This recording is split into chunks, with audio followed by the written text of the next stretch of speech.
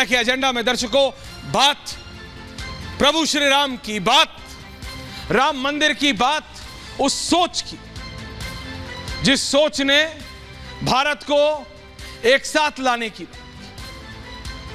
राजनीति हर चीज पे होती है। नरेंद्र मोदी जब से 2014 में ऐसे ही दंडवत हुए थे संसद के द्वार पे, जब पहली बार प्रधानमंत्री बने, और ऐसे ही दंडवत हुए प्रभु श्री राम के सामने, और आज टेक्निकली कहा जा सकता है उनके प्रधानमंत्री के दूसरे जो उनका दौर है उसकी आखिरी स्पीच आज हमने सुनी। क्योंकि अब जब अगली बार प्रधानमंत्री संसद में खड़े होंगे बोलने के लिए, तो वो उनके हिसाब से, and he is very confident कि वो उनका थर्ड टर्म हो। तो उस 2014 में जब वो पहली बार प्रधानमंत्री बन के संसद में आए, ऐसे ही संसद को उन्होंने नमन किया था। तब से लेके उनके इस प्रभु श्री राम के नमन तक जो जो निर्णय जितनी बार नरेंद्र मोदी ने लिए हैं, चाहे वो 370 की बात हो, चाहे वो एक प्रदेश में यूसीसी लाने की बात हो, चाहे वो राम मंदिर पे खुल के आके बोलने की बात हो, हर चीज पे कंट्रोवर्सी हुई। लेकिन एक बात जो विपक्ष मानने को तैयार नहीं होता वो ये कि जितना भी वो चाहता है प्रधानमंत्री को घेरना, उतना ही वो खुद छितरता जाता है, यानी अपने आप वो अलग होता जाता है। सोचिए, चलिए मान लीजिए एक मिनट के लिए कि भारत रत्न की बात हुई, लोगों ने कहा ये तो राजनीति के तौर पे दिया गया है, चाहे कर्पूरी ठाकुर को या फिर चॉइस साहब को, चाहे पीवी नरसिम्हा राव जी को। मैं कह रहा हूं तो भी कांग्रेस का भी तो राजनीतिक दल ही था ना, एनजीओ तो नहीं थी क्या? नहीं ना, तो फिर आप कर लेते ये राजनीति। किसी ने रोका था क्या यूपीए 1 या यूपीए 2 में? चलिए मनमोहन सिंह जी राजनेता नहीं थे, सोनिया गांधी तो है ना, वही चला रही थी ना सरकार, तो वो कर लेती राजनीति। क्यों नहीं किया आपने? क्यों कर्पूरी ठाकुर को भारत रत्न नहीं दे दिया? मान लिया चलिए आपकी बात विपक्ष की एक मिनट के लिए कि ये पॉलिटिकल डिसीजंस है, ये 2024 के इलेक्शन के मद्देनजर लिए गए। तो जब आपको समझ आ गया था साहब 13 में कि हारने वाले हो, आप ले लेते। आपने क्यों चौधरी साहब को नहीं दिया? आपने क्यों राम मंदिर पे आप खुल के सामने नहीं आए? आप नहीं आए। और जब दूसरा आता है तो क्यों आता है? खुद आओ मत और दूसरे को आने मत दो। ये कैसे हो सकता है? ये कैसे हो सकता है साहब?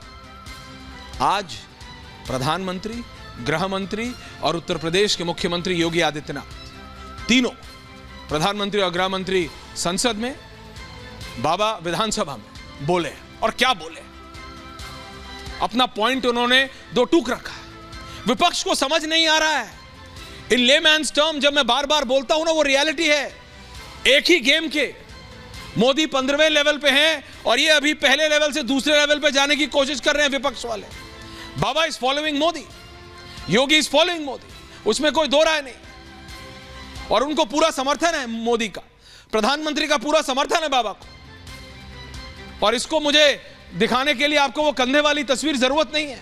जो राजनीति फॉलो करता है उसे मालूम है, वो तो सिर्फ एक फोटो है।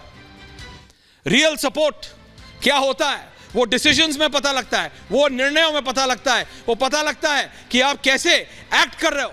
प्रधानमंत्री का पूरा सपोर्ट है बाबा को। 2024 का इलेक्शन विपक्ष इस प्रेजेंट सिचुएशन में तो नहीं जीत सकता है, and there is no doubt about it. लोग इसे कहते हैं अरे बीजेपी ओवर कॉन्फिडेंट हो गई। बीजेपी ओवर कॉन्फिडेंट नहीं है साहब। BJP is only vouching on the decisions they have taken. जो निर्णय उन्होंने लिए हैं वो उस पे बैंक कर रहे हैं। आप जाके डंका पीटते हैं केरल में, या फिर अखिलेश यादव जाते हैं उत्तर प्रदेश में, बोलते हैं हिंदू मुसलमान हो रहा है जी, देखो मुसलमानों के साथ ये नहीं हो रहा। वहीं पे एक मुसलमान औरत से आप पूछिए, परिवार से पूछिए, उनके गांव तक, उनके घर तक सड़क पहुंची कि नहीं पहुंची? उस परिवार से पूछिए, उनके घर तक नल आया, साफ स्वच्छ पानी। शहरों में रहने वालों को यह एक अब्सर्डिटी लग सकती है, यानी एक अतिशोक्ति कि नलका खोलो तो साफ पानी, ये हम लोगों के लिए भी, हम भी शहर में पढ़े लिखे, लेकिन गांव जाते ये कॉमन चीज नहीं होती है। गांव में जो बेचारे रहते हैं गरीबी की हालत में, शहरों में भी, टियर 2 टाउन्स में भी, जो आप देखते हैं कच्चे घर जिसे आप झोपड़ी कहते हैं, उसमें नलका खोल के साफ पानी नहीं आता है। वो नलके में साफ पानी आना ने ये नहीं देखा उस पाइपलाइन ने कि वो हिंदू के घर जा रही है कि मुसलमान के घर जा रही है। जब टॉयलेट बना ना, आप समझ सकते हैं किसी प्रधानमंत्री ने 47 से लेकर 2023 तक वॉशरूम्स पे ध्यान ही नहीं दिया, टॉयलेट्स पे ध्यान ही नहीं दिया।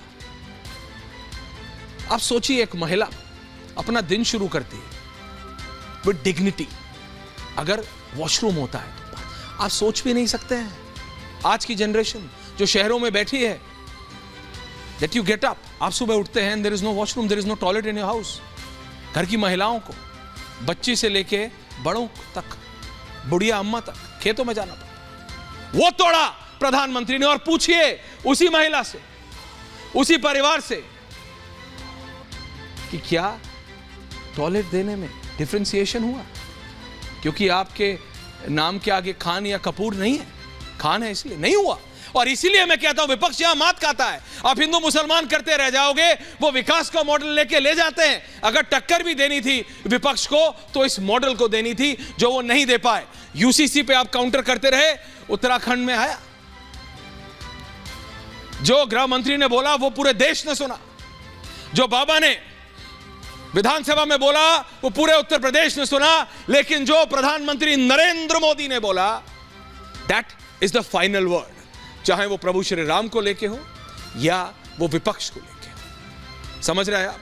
गृह मंत्री ने उसी लाइन को, उसी लकीर को आगे खींचा है और इसी पे है आज पूछता है भारत। बट पहले मैं चाहता हूं प्रधानमंत्री, गृह मंत्री और उत्तर प्रदेश के मुख्यमंत्री योगी आदित्यनाथ, इन तीनों की क्रिस्प बाइट सुन लीजिए और फिर डिबेट करते हैं सीधा, no package. Thank you very much.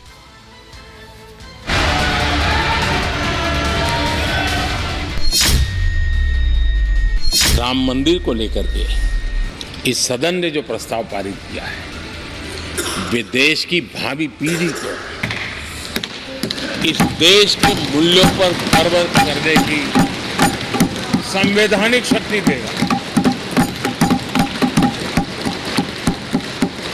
ये सही है कि हर किसी में ये सामर्थ्य नहीं होता है कि ऐसी चीजों में तो कोई हिम्मत दिखाते हैं, कुछ लोग मैदान छोड़ के भाग जाते हैं। इसी सदन ने धारा 360 आर्टिकल 370 हटा करके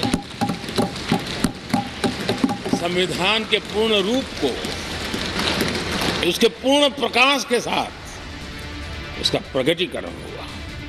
और मैं मानता हूं जब संविधान के 75 वर्ष हुए हैं, जिन जिन महापुरुषों ने संविधान को बनाया है, उनकी आत्मा जहां भी होगी जरूर हमें आशीर्वाद देते हैं।